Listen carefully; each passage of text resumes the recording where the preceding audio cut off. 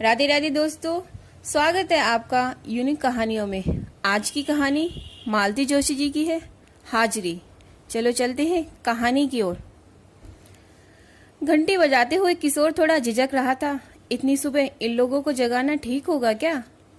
इससे तो अच्छा था थोड़ी देर स्टेशन पर भी रुक लेता, पर रात भर के सफर के बाद वहां रुकने का जरा भी मन नहीं हो रहा था।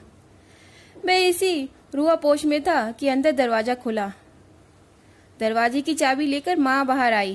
ताला खोलते हुए उन्होंने पूछा, बहुत देर इंतजार तो नहीं करवाया ना? आजकल जरा धीरे धीरे चल पाती हूँ। भीतर आकर प्रणाम करते हुए उसने पूछा, मैंने बहुत जल्दी तो नहीं जगा दिया ना? अरे नहीं, मेरी सुबह तो बहुत जल्दी हो जाती है, तुम तो जानते ही हो।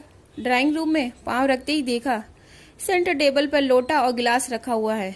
उसे माँ पर बड़ा प्यार आया। वाह कहते हुए उसने जैसे ही लोटा छुआ वह चौंक गया। ये तो गर्म है। हाँ, तुम्हारे बाबूजी को जगाने जा रही थी ना, घंटी सुनी तो सोचा पहले दरवाजा देख लूं। तुम मुंह हाथ धो लो, तब तक मैं उन्हें पानी देकर आती हूँ। वह फ्रेश होकर डाइनिंग टेबल पर आकर बैठ गया। माँ ने पूछा, अदरक की चाय पियोगे या अलग से बना दो? नहीं, अदरक की ही चलेगी, बहुत दिनों से पी नहीं है ना। बल्कि तुम लोगों को तो वहाँ रोज पीनी चाहिए, इतनी ठंड जो होती है वहाँ। वह कुछ नहीं बोला, मन ही मन हंस दिया। वहाँ हम लोग जैसी चाय पीते हैं वो माँ यदि देख ले तो। बाबूजी हाथ मुंह धोकर आ गए थे। किशोर ने उन्हें प्रणाम किया। आशीर्वाद देते हुए बोले, बच्चे ठीक है ना? जी। दोबारा आएंगे? जी, हम लोग यहीं से जाएंगे, बच्चों के मामा उन्हें छोड़ जाएंगे। ठीक है, उन्होंने संतोष व्यक्त किया। फिर माँ से बोले, उसे ये काढ़ा क्यों पिला रही हो? मैंने पहले पूछ लिया था, माँ ने उत्तर दिया। फिर वे कुछ नहीं बोले। सुबह सुबह इतना बोलना उनके लिए काफी से ज्यादा था। चाय पीकर वे उठे। निकल रहा हूँ, उन्होंने कहा और जूते पहनकर बाहर निकल गए। बाबूजी का मॉर्निंग वॉक बदस्तूर जारी है, एक दिन नागा नहीं होता। अच्छा बेटा, मैं फटाफट नहा लूं, बाबूजी आए तो दरवाजा खोल देना। आज तो इत्मीनान से नहाऊंगी, रोज दरवाजा खोलने का खटका रहता है ना। तुम्हें तो मालूम है तुम्हारे बाबूजी को इंतजार जरा रास नहीं आता। माँ ने कहा जरूर, पर इत्मीनान से कहाँ नहा पाई। 5-7 मिनट में ही नहाकर बाहर निकल आई। रोज की आदत जो ठहरी। अपने कपड़ों की बाल्टी रखते हुए बोली, बेटा तुम्हें नहाने की जल्दी तो नहीं है ना? बिल्कुल नहीं। तो इनके कपड़े रख देती हूँ। माँ ने बाबूजी के कपड़े और टॉवल बाथरूम में रख दिए। चुन्नट डालकर धोती पूजा घर की चौकी पर रख दी। फिर वॉश बेसिन पर सेविंग का सामान रख दिया। पूजा घर चकाचक किया। धूप दीप चंदन अगरबत्ती फूल सब सजा दिए। तांबे का लोटा चमकाकर उसमें जल भरकर रख दिया। तब तक बाबूजी घूम कर लौट भी आए। चाय बना रही हूँ लोगे? माँ ने पूछा। इस समय तो बाबूजी खालिस दूध वाली चाय पीते हैं ना। रहने दो, मैं नहीं पी सकूंगा। नाश्ते के बाद सादी चाय बनाऊंगी, तब ले लेना, माँ ने कहा। चाय पीकर बाबूजी ने शेव किया, फिर नहाने चले गए। माँ ने गैस पर कढ़ाई रखते हुए कहा, चलो आज तुम्हारे बहाने ठाकुर जी को हलवे का भोग लगा देते हैं। रोज किस चीज का लगाती हो? जो मिल जाए, फल मिठाई मेवा या फिर कोरा दूध शक्कर। ठाकुर जी कौन सा खाते हैं?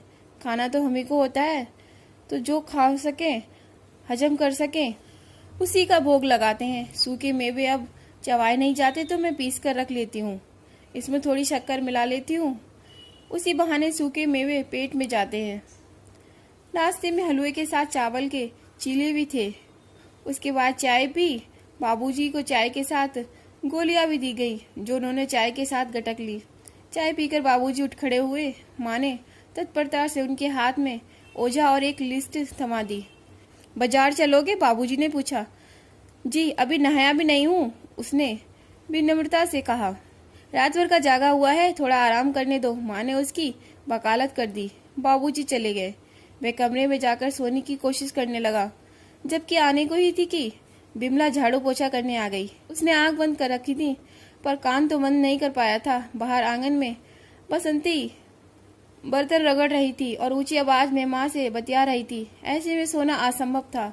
वह उठा और नहाने चला गया। कम से कम कपड़े समय से धुलने चले जाएंगे। नहा धोकर वह माँ के पास आकर बैठ गया। वे टेबल पर सब्जी का ढेर लिए बैठी थी। क्या खाओगे बोलो?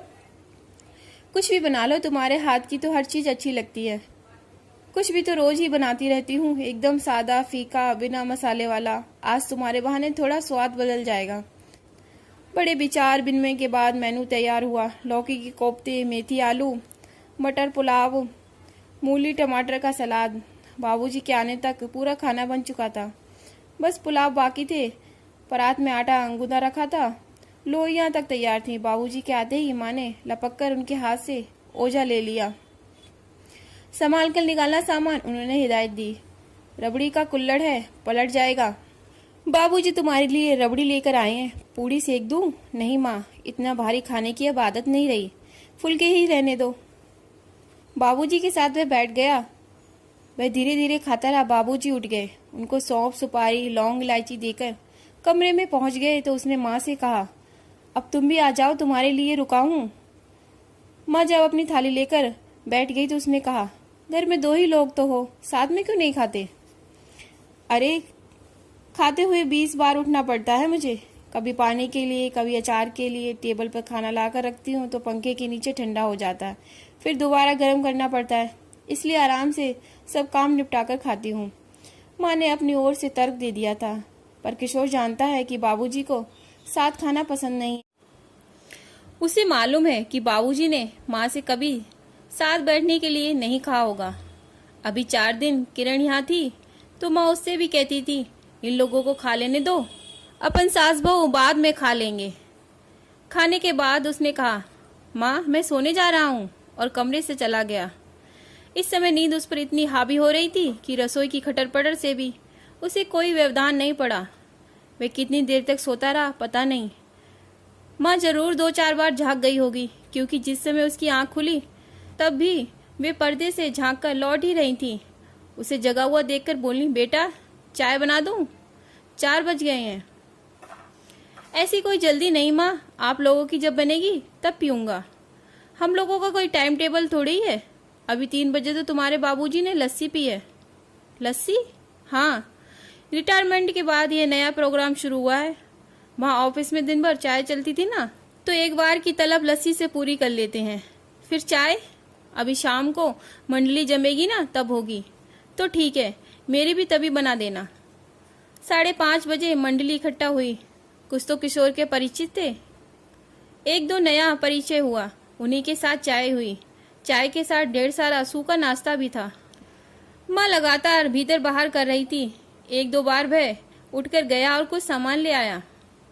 जब सब लोग चले गए तो माँ ट्रे में प्लेट जमाने लगी। किशोर ने हाथ पकड़कर उन्हें रोक दिया और अपने पास सोफे पर बिठा लिया। थोड़ी देर आराम करो माँ, सुबह से रोबोट की तरह दौड़ दौड़ कर काम कर रही हो, थकती नहीं हो क्या? माँ हंस पड़ी। बेटा, अपने पति और बच्चों के लिए काम करते हुए औरत कभी नहीं थकती। औरत नहीं थकती, पर उसका शरीर जरूर थक जाता है, क्योंकि वह हार्ड मांस का बना हुआ है। उठने बैठने में तुम्हें जो कष्ट हो रहा है वह मैं साफ देख रहा हूँ। हाँ रे, आजकल जोड़ों में दर्द रहने लगा है। डॉक्टर को दिखाया। हाँ, दवा भी ले रही हूँ, तभी तो सुबह नाश्ता करने लगी हूँ। दवाइयाँ जो लेनी होती हैं, नहीं तो इतनी सुबह खाते हुए तुमने मुझे कभी देखा है? तुम्हें आराम की सख्त जरूरत है माँ, नहीं तो बीमार पड़ जाओगी। चलो दोनों जने मेरे साथ चलकर वहाँ रहो। यह तो यहाँ से हिलेंगे नहीं, और इन्हें छोड़कर मैं नहीं जा सकती, तुम जानते हो। तो दीदी लोगों से कहो कि बारी बारी से आकर रहें और बाबूजी को देखें, क्योंकि बाबूजी तो वहाँ जाएंगे नहीं। नहीं जाएंगे भाई, ठीक है, ये आदमी क्या कहीं जाने लायक है? मैं ही इनसे पार पा सकती हूँ, और शीलू नीलू भी यहाँ आकर कैसे रहेंगी? कितनी देर रहेंगी? उनकी गृहस्थी है, बाल बच्चे हैं। ऐसा करते हैं, एक खाना बनाने वाली वाई रख लेते हैं। 2 महीने की तो बात है, बाकी कामों के लिए बसंतियों बिमला है ही। अरे इन्हें किसी और के हाथ का खाना नहीं भाता। 100 नुक्स निकालते हैं दाल सब्जी का तो फिर भी समझ में आता है, पर ये तो रोटी में भी खामियां निकालते हैं। कच्ची है, जली हुई है, किनारे मोटे हैं, दुनिया भर की बातें। खाने को जैसे तैसे हो भी जाएगा, पर दिन में 10 बार 10 तरह की चाय बनती है, वह कौन बनाएगा? तुमने बाबूजी की बहुत आदत बिगाड़ रखी है। हाँ, तुम्हारी बहनें भी यही कहती हैं। मैंने आदत बिगाड़ी है तो मैं ही झेल रही हूँ, किसी से कहने तो नहीं जाती हूँ। 2 महीने के लिए किरण को छोड़ जाऊं, तुम्हें थोड़ा आराम हो जाएगा। किशोर ने कह तो दिया, पर जानता था कि प्रस्ताव सुनते ही किरण तलाक दे देगी। माँ ने भी जैसे उसी के विचारों का अनुमोदन किया। ना बाबा, लड़की तीसरे दिन ही भाग जाएगी। उनसे सिर्फ मैं ही पार पा सकती हूँ, किसी और के बस की नहीं है। फिर वे लोग दूसरी बातें करते रहे, दीदी लोगों की, उनके बच्चों की। किरण सामने रहती तो बातचीत का स्तर औपचारिक बना रहता, अतरंग बातें हो ही नहीं पाती। बाहर का गेट खड़का, तब वे दोनों चौंके। उठकर देखते तब तक बाबूजी घर में दाखिल हो चुके थे। उन्होंने भीतर बाहर की बत्तियां जलाते हुए कहा, शाम हो गई है और पूरे घर में अंधेरा पसरा हुआ है। हम लोग बातों में लग गए तो होश ही नहीं रहा। वो तो दिख ही रहा है, चाय की कप प्लेट अभी तक पड़ी हुई है। माँ फुर्ती से उठी, ट्रे में सारा सामान जमा कर ले गई। बाबूजी ने आवाज देकर कहा, आते समय एक प्लेट ले आना, तुम्हारे बेटे के लिए समोसे लाया हूँ। बाबूजी, अभी रहने दें, समोसा मैं रात को खाने के साथ खा लूंगा।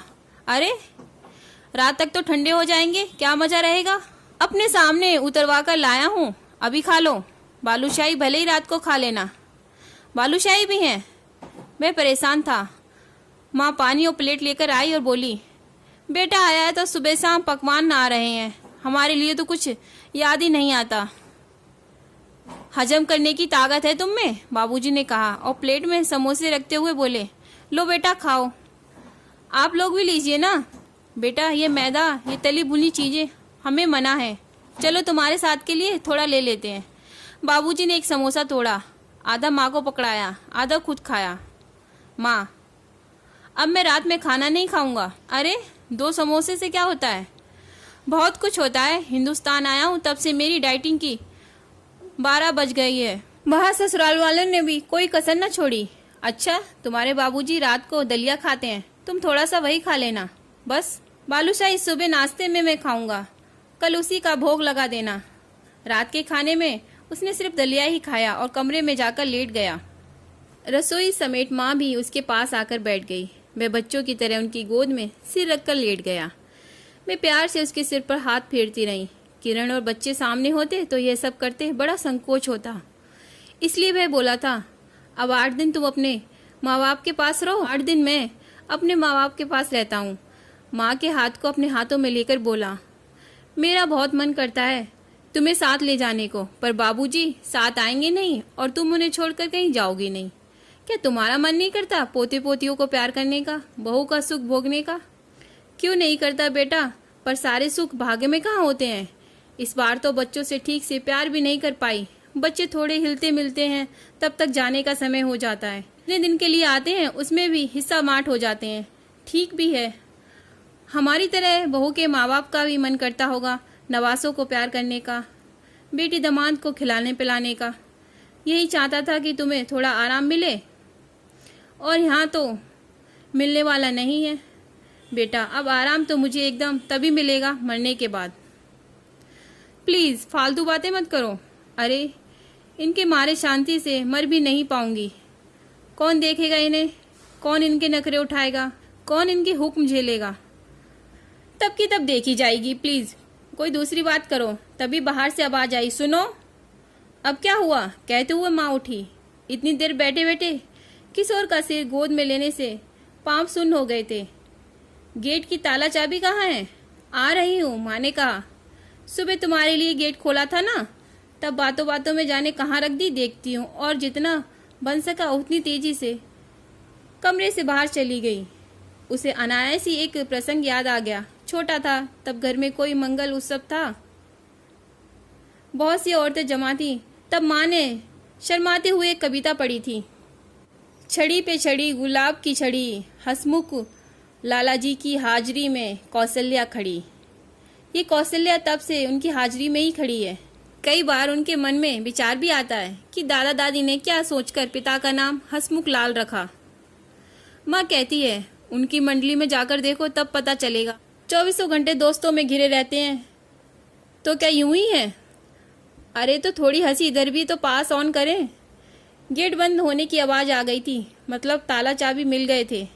वहीं आसपास होंगे, पर बाबूजी खुद ढूंढते तो उनकी इज्जत पर आँच न आती।